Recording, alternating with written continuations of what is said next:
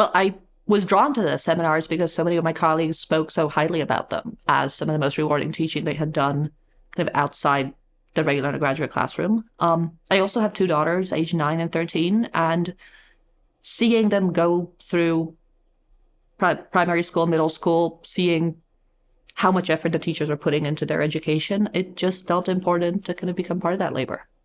I love working with the teachers in the Institute.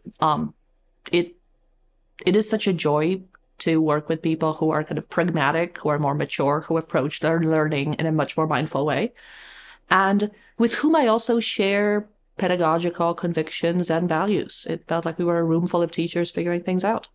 I feel like I've gotten a lot of, selfishly, this has been very beneficial for my research because I've recently become very interested in questions of myths, fairy tales, and also graphic novels as a genre of communication. And when I first decided to teach the seminar, I asked myself, like, so what are things I researched that my 9-year-old thinks are cool? And teachers have a completely different perspective in K through 12 of why people read mythology or fairy tales, or what draws kids to graphic novels. And having that perspective has just really transformed the way I look at them as a scholar.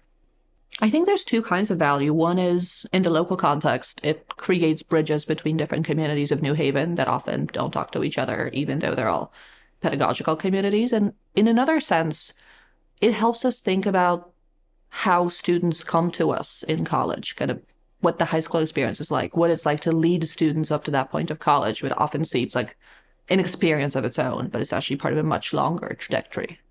One of the big pleasures and challenges of the seminars is needing to translate your work in terms that become intelligible in a K through 12 setting.